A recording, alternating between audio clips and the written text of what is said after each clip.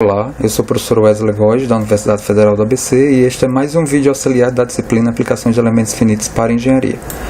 O objetivo do vídeo aqui é fazer um pequeno resumo sobre o exercício que foi desenvolvido nas aulas anteriores. E na verdade o tema, o tópico do exercício foi justamente a aplicação de elementos finitos para análise e simulação de pórticos planos. O pórtico plano dado, ele está presente aqui, ele está destacado na figura, e o início do exercício, a discussão que foi feita no início do exercício foi justamente a quantidade mínima de elementos finitos necessário para a simulação desse pórtico, ou seja, a quantidade mínima de elementos de pórtico necessário para a simulação do pórtico dado.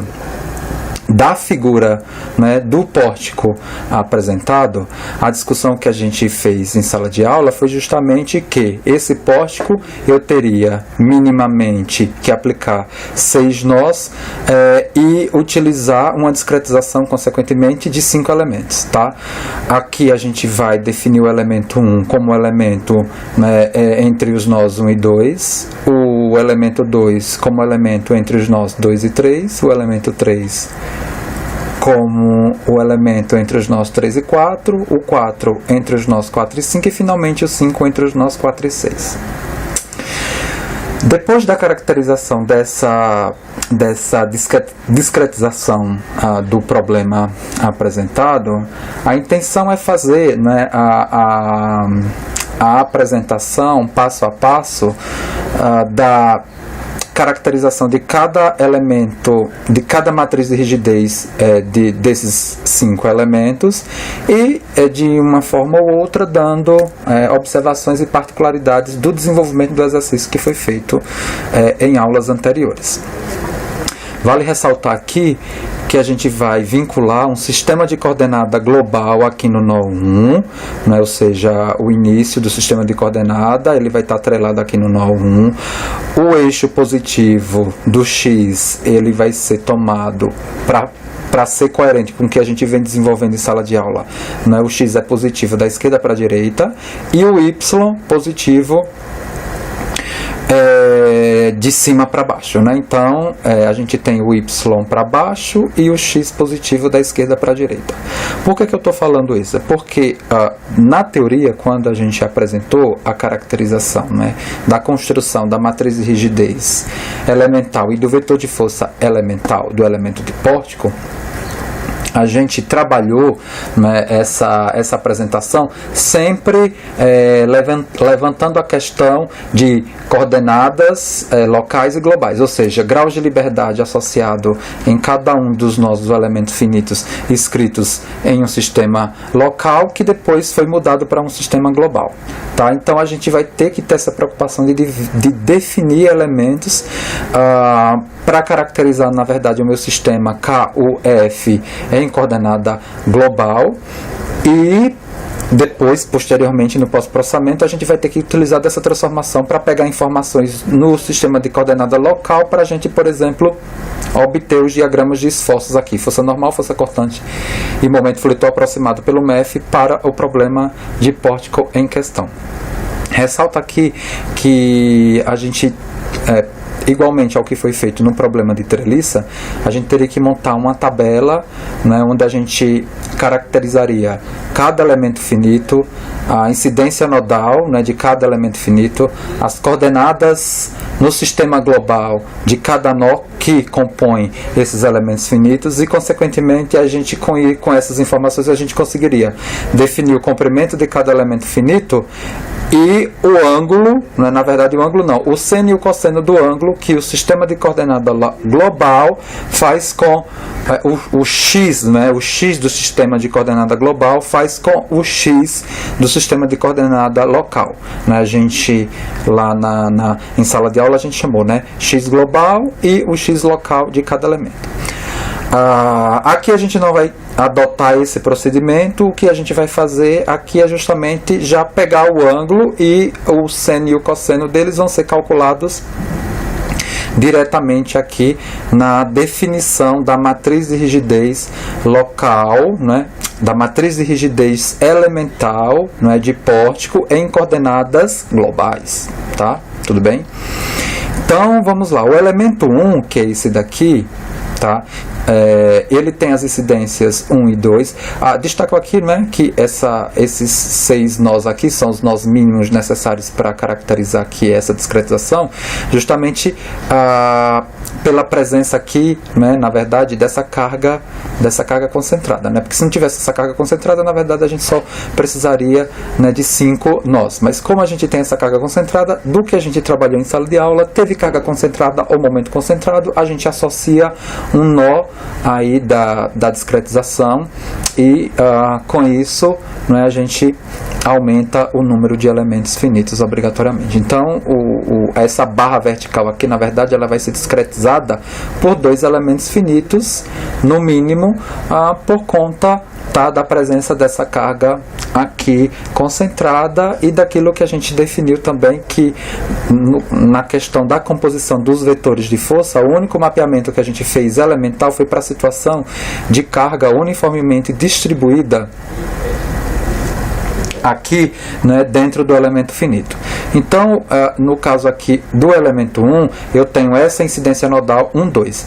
Veja que, igualmente a treliça aqui no pórtico, é importante a incidência nodal, porque de 1 para 2 eu vou ter um sistema local, ou seja, eu vou ter um X local aqui, tá, de baixo para cima.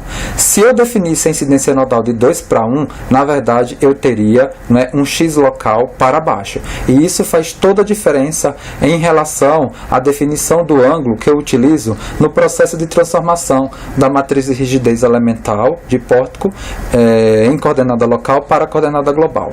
Então, no caso aqui, eu sei que o X local desse elemento, ele está, né, de baixo para cima.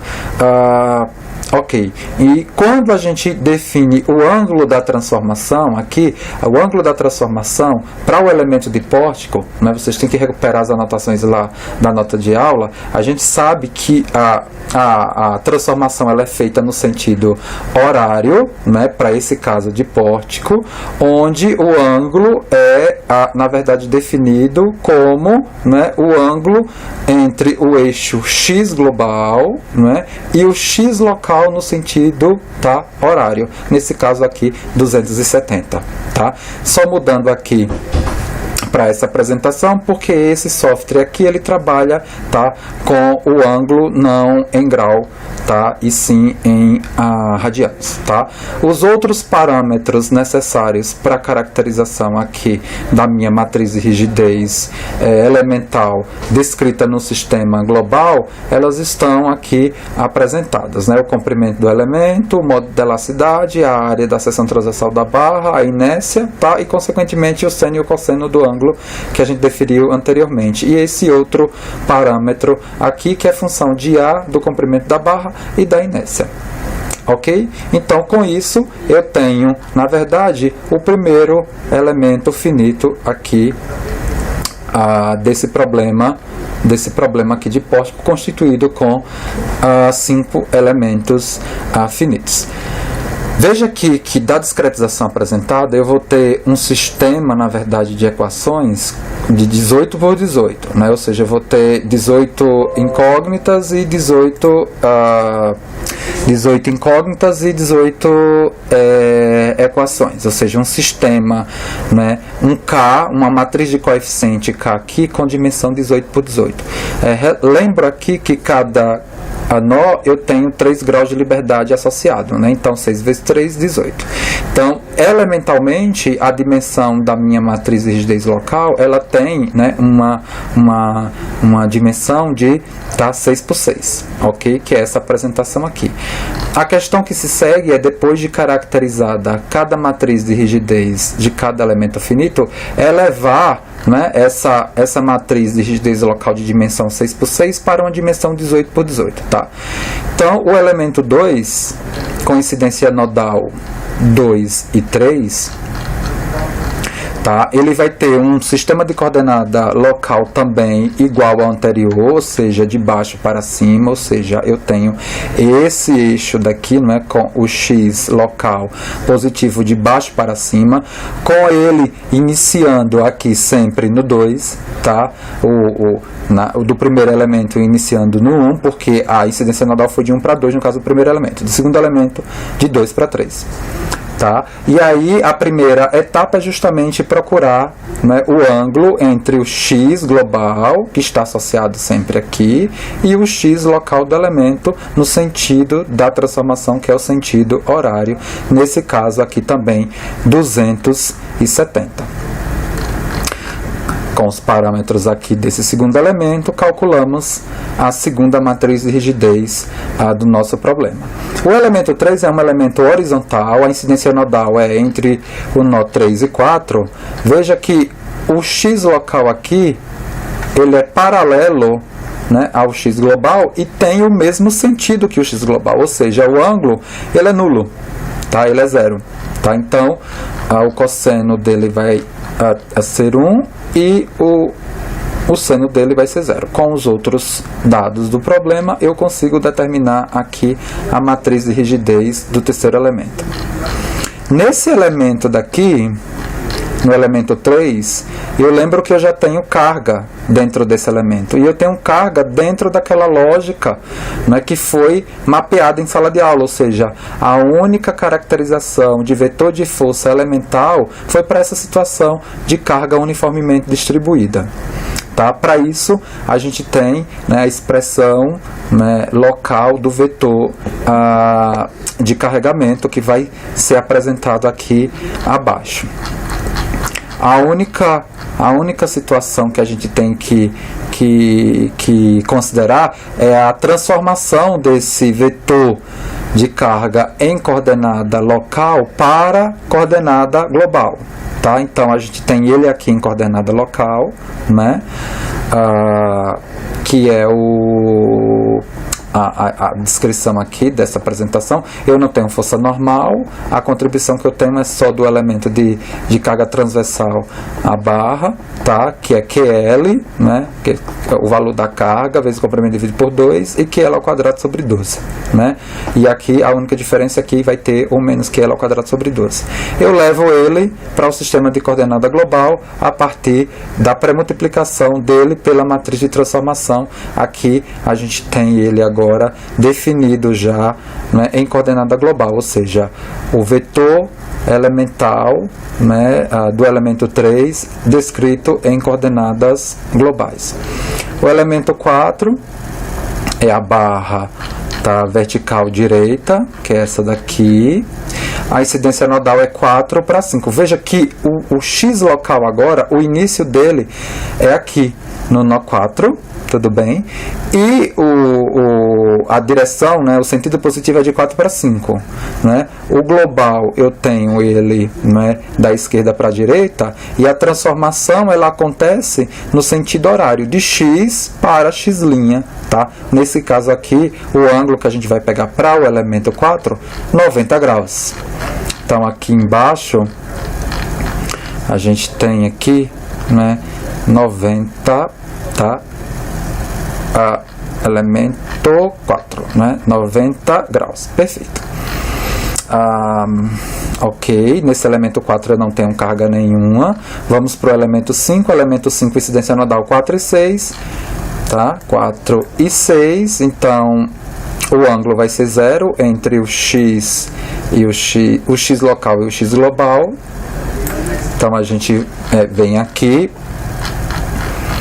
define o ângulo como 0, os parâmetros deste elemento e a definição da matriz de rigidez local do elemento 5. Como o elemento 5 também a gente possui carga, a gente também leva esse vetor em coordenadas locais para coordenadas globais. Igualmente ao vetor de força do elemento 3, veja que no nosso sistema o y positivo é de cima para baixo em coordenada global. Então, e em coordenada local, no caso do elemento horizontal também, né? Ele é de cima para baixo. Então, aqui a gente tem que enxergar que a carga aplicada de cima para baixo, ela é positiva, perfeito?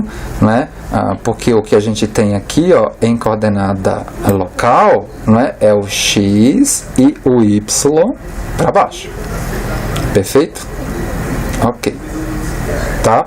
Então a gente já tem todos os elementos, toda a matriz elemental e todo o vetor de força elemental caracterizado para os cinco elementos, e o que a gente precisa fazer agora é o mapeamento dessas matrizes e desses vetores agora elementais para a caracterização da matriz de rigidez global do meu sistema. Como já dito, a dimensão da matriz de rigidez global do sistema é 18 por 18. Então a gente precisa levar cada uma dessas 6 por 6 para 18 por 18, e isso é feito a partir da definição da matriz de espalhamento de cada um dos elementos. Está aqui a matriz de espalhamento de cada um dos elementos, né? Isso aqui já foi amplamente discutido em sala de aula, como é que a gente caracteriza cada uma dessas matrizes aqui de espalhamento. Então, nesse ponto aqui a gente fez o espalhamento do vetor de força 5 e do vetor de força 3 para compor o vetor de força global. A única observação, veja que é um vetor de força com a dimensão 18 por 1. A única observação que eu faço aqui é que esse vetor de força, né, de forças ativas, não está ainda plenamente completo, porque falta, na verdade, a força concentrada de 10 kN, tá?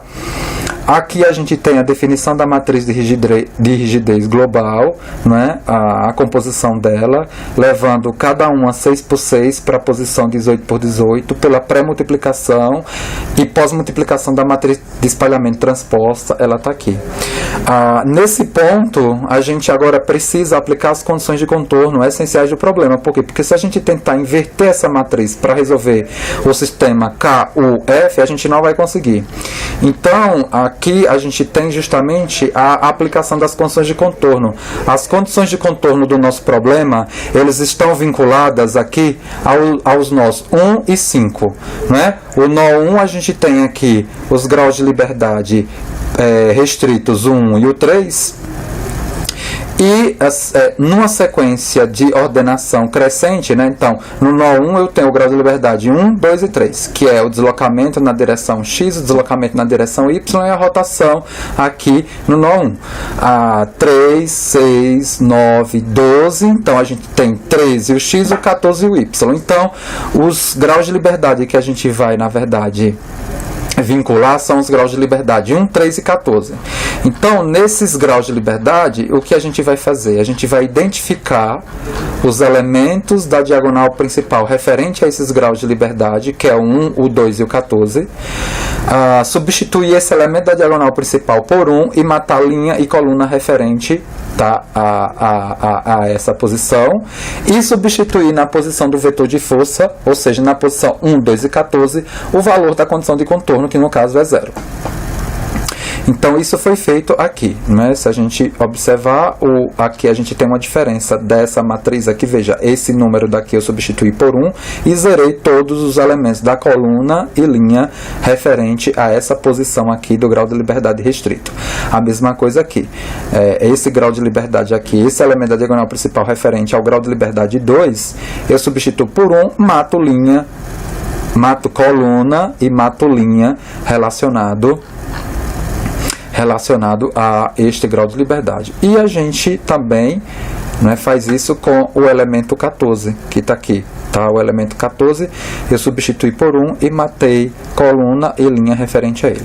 Então, esse sistema agora eu posso inverter. Eu invertendo o sistema, eu multiplico pelo vetor de força, aqui, colocando-se a carga concentrada. Veja que a carga concentrada, ela está, né, aplicada no nó 2, e o trabalho que ela, né, desenvolve é em relação ao grau de liberdade na direção X global. Então, eu tenho os 3 aqui e o primeiro daqui é onde ela contribui. Por isso que ela vai entrar aqui no vetor de força e ainda mais no sentido correspondente ao sistema de coordenada global, ou seja, um valor positivo. Então, nesse caso aqui, né, o meu vetor de força, ele entra aqui na sua composição global com esse 10 aqui positivo na posição 4.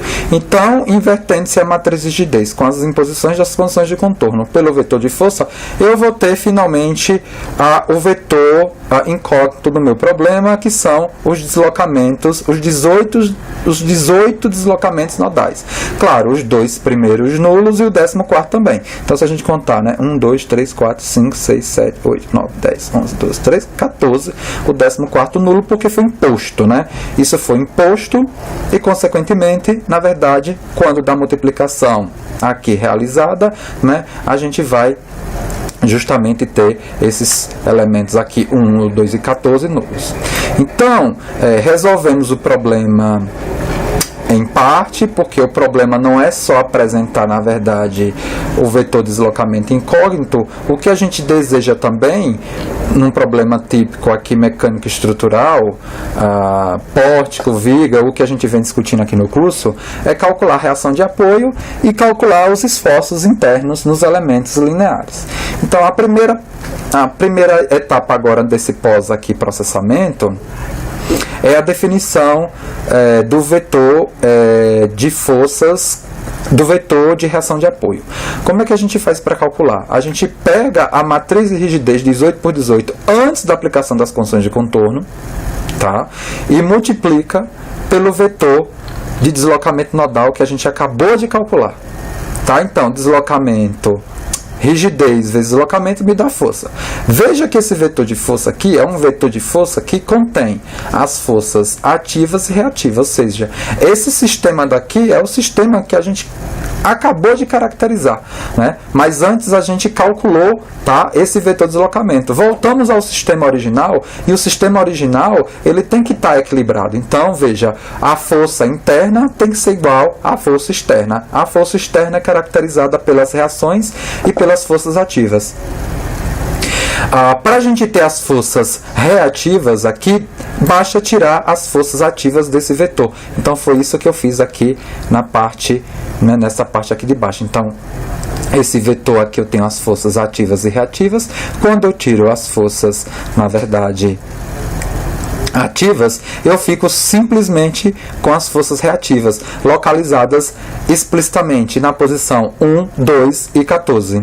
Veja que esses outros elementos aqui, eles estão diferentes de zero, mas muito próximos de zero. Na verdade, eles teriam que dar zero, né? Não está dando zero por causa da aproximação aqui do software. Mas os elementos não nulos aqui estão o primeiro, o segundo e o 14º, né? Caracterizando a reação em coordenada global, tá? Na direção X, valendo 10, ou seja, é uma reação da direita para a esquerda, claro, porque se eu aplico 10 da esquerda para a direita, a reação que tem que vir aqui é de 10, é o mesmo valor da direita para a esquerda, para equilibrar, tá? A reação vertical, né? A reação vertical, né, para baixo, né, menos 20, a reação vertical para cima, porque o positivo é para baixo, então ele está me dando o negativo, ou seja, é para cima, tá? E aqui também, né, uma reação vertical para cima, porque o sistema de coordenada global nosso é para baixo. Então, lembrar isso. Perfeito? A última etapa do nosso exercício, ele é justamente a construção dos esforço normal, esforço cortante momento fletor, aproximados pelo método dos elementos finitos. Eu ressalto aqui que nesse problema, alguns trechos do pórtico, a solução por elementos finitos vai bater com a solução exata, né, do problema, que nesse caso aqui esse problema é uma estrutura isostática, ela pode ser, né, calculada, determinada plenamente com o equilíbrio, e em outras regiões aqui do pórtico não. Tá? A gente vai esclarecendo isso daí. Olha só, esse primeiro passo aqui, né, para a caracterização dos esforços internos no elemento 1, a gente vai fazer para o elemento 1, 2, 3, 4, 5.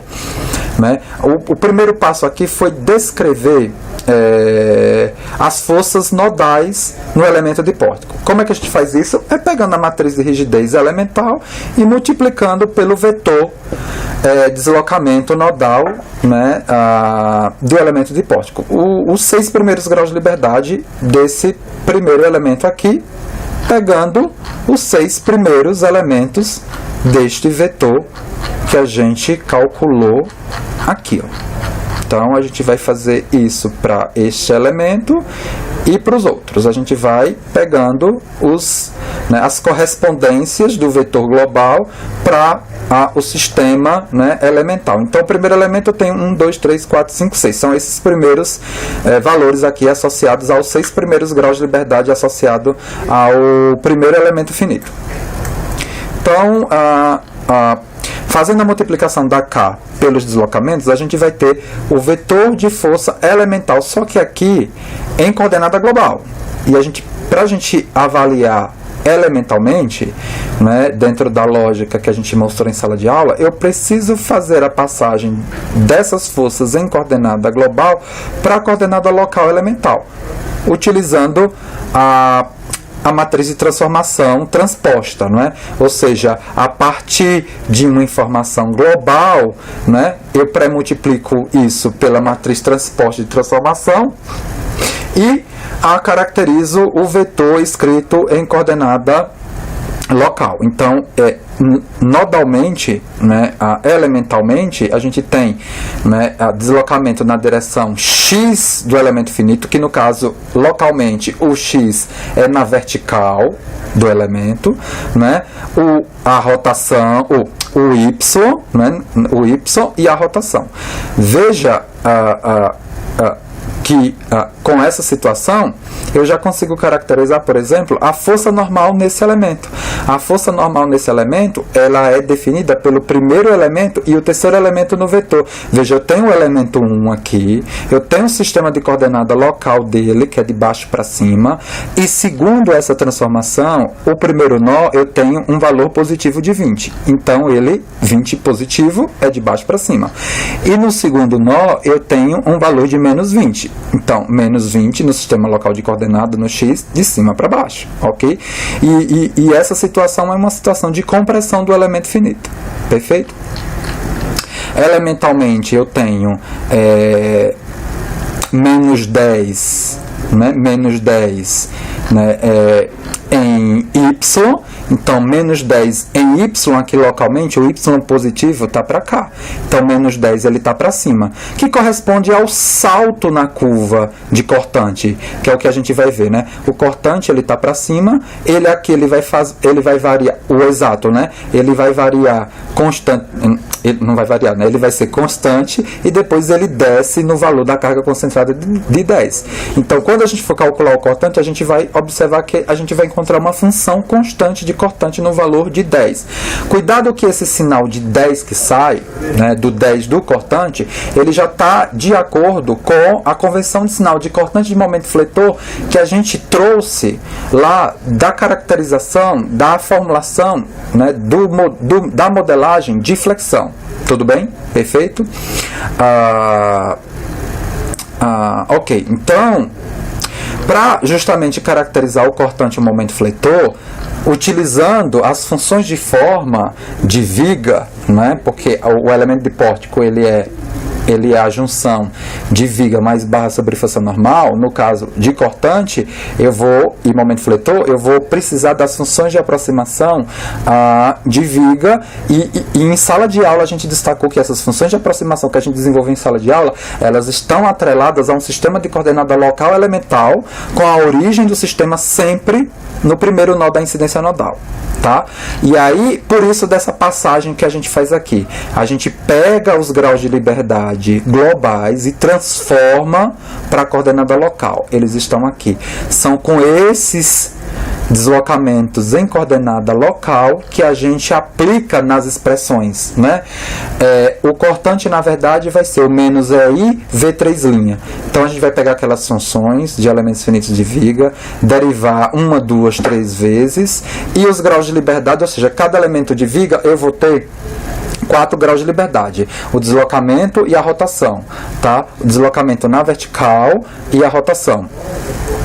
E a gente, só que esses graus aqui, ó, eles precisam estar em coordenada local, porque se você pegar o vetor em coordenada global, você vai obter um valor de cortante aqui totalmente incoerente, incompatível, né, divergente do que a gente espera, né, em comparação, em relação à solução exata. Então, quando a gente fez isso, veja, para o primeiro elemento finito, como um grau de liberdade dele, que é o deslocamento, né, 1 na vertical, ele tá preso, a gente tirou ele, já colocou 0, e os outros, né, a gente apresentou ele aqui, né? Então aqui eu tenho deslocamento em x, deslocamento em y é 0, aí eu tenho a primeira rotação que está aqui, né, e aí a gente tem, né, a deslocamento em x elemental a gente não pega, né? O que a gente pega é deslocamento y em rotação. Então no segundo nó a gente tem deslocamento na vertical, que está aqui, e a rotação, que está aqui, né? Aí o que a gente obteve aqui foi a função constante de 10, né, a kilonewtons, que nesse caso aqui bate com a solução exata. A solução de elementos finitos aqui na representação do cortante bate com a solução exata. O momento fletor, a expressão é muito similar, a única diferença é que, ao invés de a gente trabalhar com a derivada terceira das funções de aproximação, a gente vai trabalhar com a derivada segunda, né, que é a formulação lá clássica da equação diferencial, né, do modelo de viga em flexão, que é o EI, né, V duas linhas, menos a função momento fletor. Tá? E aí a gente obtém, tá, uma função, a gente utilizou o comprimento. A gente não tem uma função constante, né? A gente tem uma função em função de x, e aí a gente, como é uma função linear, a gente utilizou aqui alguns pontos para caracterizar essa função linear. Eu peço para que vocês tracem, né, essas funções em cima da estrutura original para comparar com uma solução exata desenvolvida à mão ou utilizando, por exemplo, a ferramenta FTOO. Aqui eu tenho, né, para x igual a 0, aqui aproximadamente 0, né, ele sai de 0, né, até, vamos colocar aqui 40, tá? Dividindo isso aqui por 100 para sair da unidade centímetro, é centímetro que tá aqui, que a gente colocou a centímetro quadrado para metro, tá? Isso mesmo. Para a gente ter uma ordem de grandeza um pouco melhor do que a gente está, na verdade, apresentando. Então veja que o momento aqui, o sinal dele já sai coerente com a convenção de sinal que foi utilizada lá na flexão. Então, momento positivo, ele traciona na fibra inferior, né, de acordo com a lógica, né, lá da convenção de sinal para o início da caracterização do modelo. Muito cuidado em relação ao sinal que sai aqui com o sinal que sai aqui do vetor local. Veja que o sinal aqui, por exemplo, ele está trocado, mas esse sinal daqui, ele segue a convenção do grau de liberdade, né, associado ao nó, tá? Que bate, né, na verdade, com a física da convenção de sinal do que a gente espera aqui, né? Então, o que a gente tem aqui no sistema local, não é? O elemento 1, né? O último nó, ele está falando que vale menos 40. Então, aqui eu teria o menos 40. Menos 40, localmente aqui na rotação, a rotação positiva, se vocês lembrarem, eu tenho que no elemento, eu sempre tenho o deslocamento para baixo positivo e a rotação no sentido horário, ela é positiva. Aqui, como ela é no sentido... o valor negativo é no sentido anti-horário. Então, se é anti-horário, veja, o que é que ele vai fazer? Segura aqui, né, e aplica o momento anti-horário aqui. Ele vai tracionar embaixo. Então, está de acordo com a convenção de momento que sai já da expressão, que positivo é tração embaixo. O elemento 2, a gente segue a mesma lógica. Eu tenho aqui as forças em coordenada global, passo ela para a coordenada local, tá? Pego os deslocamentos globais, também passo para a coordenada local. Aqui eu vou ver o primeiro e o quarto, eu consigo definir, né, a força normal, que nesse caso ela é 20, né, de compressão. O cortante, ele é nulo, né? Aqui eu peguei a função, a função é a mesma, o que mudou foi os graus de liberdade, né? Agora eu saio do elemento 1 e vou para o elemento 2, né? O elemento 2, os graus de liberdade locais, eles estão aqui, né, descritos em coordenadas locais, né? Basta eu pegar, né, o segundo e o terceiro, tá aqui, né? 1, 2, 3, 4. E o quinto e o sexto, eles estão aqui. Me deu aí um valor nulo de força cortante, que bate com o valor exato. A função momento fletor também é uma função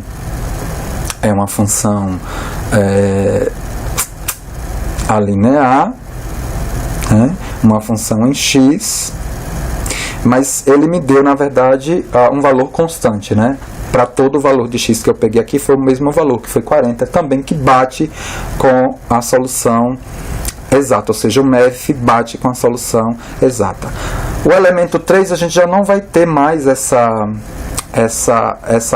condição, né, da solução de elementos finitos recuperar os gráficos de cortante e momento fletor exatos, porque por causa da carga distribuída, a gente tem que o gráfico exato de força cortante é uma função linear, e o que a gente vai obter aqui do MEF, na verdade, é uma solução constante de cortante, como a média, né, uma média no elemento finito. Então a gente faz a mesma coisa, calcula a força elemental, né, em coordenadas globais, depois passa para coordenadas locais.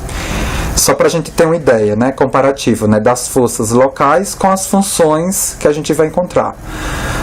As funções representadas por V e M utilizando as funções de forma. Aí a gente pega os graus de liberdade globais e passa para locais e escreve as funções de forma. Veja que o que a gente tem aqui de força cortante é menos 10, é uma função constante, ou seja, né, nesse elemento 3, o que ele está falando aí é que eu tenho uma função constante. Se você descrever o gráfico, ele não é representado por uma função constante, é uma função linear. Na verdade, ele tem até um trecho positivo, né, saindo aqui de 20, variando linearmente e indo até 40. Então ele, na verdade, é 20 positivo e 40 negativo. Então menos 40 mais 20, né, dá menos 20, dividido por, né, 2, dá menos 10. Então ele faz uma média dos valores, me dando aí uma função constante, tá? Então a gente já não tem a igualdade entre solução exata e solução por elementos finitos. É claro que se a gente, na verdade, aumentar o número de discretização aqui, aumentar o número de elementos finitos de pórtico aqui, a tendência é a gente recuperar, né, a característica da linear da curva de cortante nesse trecho. Vamos voltar para o elemento 3, né? Momento fletor, né? Igualmente a gente não tem, né, essa recuperação. Eu estou vendo aqui que todo o trecho ele está tracionado, né, do início até o fim do comprimento do elemento finito, representado por uma função linear, diferentemente da solução exata, que é uma equação quadrática, né, uma parábola, que ele sai de 40 e tracionando embaixo, e no apoio, né, a partir de um dado ponto perto do apoio, a gente tem uma tração na parte superior do pórtico valendo, né, de 20. Então a gente não tem aqui, na verdade, a igualdade. E finalmente, o elemento 4, a gente não tem força cortante e não tem momento fletor. Aqui a gente consegue recuperar a solução elemento 4, né? A solução é exata, né? Veja, não tem força cortante e também momento fletor, né, muito pequeno. Eu também não... A força normal, ela está aqui, né? É uma força normal compressiva também, né, de 60. E para terminar, a gente tem o elemento 5, que é esse elemento daqui, né? A característica aqui da própria estrutura de pórtico, né, ela está em balanço, a gente vai ter a tração em cima, né? Ou seja, o momento que a gente vai que a gente precisaria apresentar lá nas funções, mas seria um momento negativo, tracionando em cima. Vamos ver o que ele me deu. Mas a gente não vai ter, porque é uma parábola também, a gente vai obter possivelmente possivelmente não, a gente vai obter uma reta, né? Então, força normal aqui está erradinho, vocês corrijam aí no arquivo, aqui é elemento 5, né? Elemento 5, elemento 5, então aqui é elemento 5, desculpa, vocês corrigem aí, elemento 5. Eu fiz a mesma coisa, calculei os vetores de força nodais no elemento, só para ter uma referência, né?